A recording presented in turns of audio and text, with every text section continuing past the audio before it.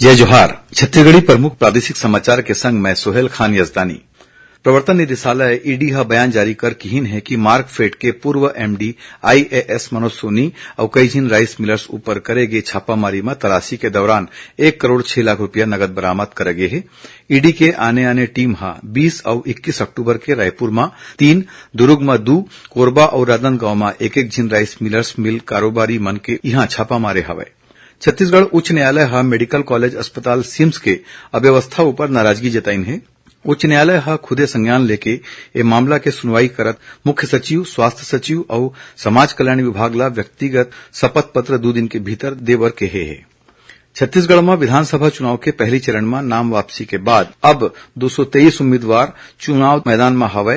नाम वापसी के आखिरी दिन काली 30 उम्मीदवार मन अपन अपन नाम वापस लीन। उन्हें प्रदेश में दूसरिया चरण में बाचे 70 ठीन सीट मन में नामांकन पत्र भरे के प्रक्रिया चलत हवै।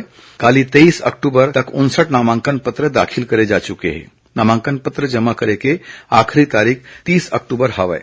प्रदेश में होया विधानसभा चुनाव में केंद्रीय निर्वाचन आयोग हा फोटोयुक्त मतदाता पहचान पत्र जारी कर दे हवै। एकर अलावा 12 आने वैकल्पिक दस्तावेज घलो मतदान बर मान्य करे जाही। बुराई ऊपर अच्छाई के जीत के प्रतीक दशहरा तिहार ला आज छत्तीसगढ़ संघरा जम्मो देश में बड़ उत्साह के संग मनाए जावत है। ए मौका में रावण, मेघनाथ और कुंभकर्ण के पुतला के दहन करे जाही।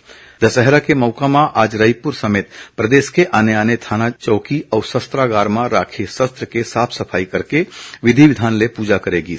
राज्यपाल विश्वभूषण हरिचंदन हा विजयादशमी के मौका में राजभवन में राखे गए शस्त्र पूजा और हवन में शामिल हुईन और विश्व प्रसिद्ध बस्तर दशहरा पर्व के चलत आज रतिहा भीतर रैनी के रस्म अदा करे जाही। ये रहीस अब तक के प्रमुख प्रादेशिक समाचार। जय जोहार।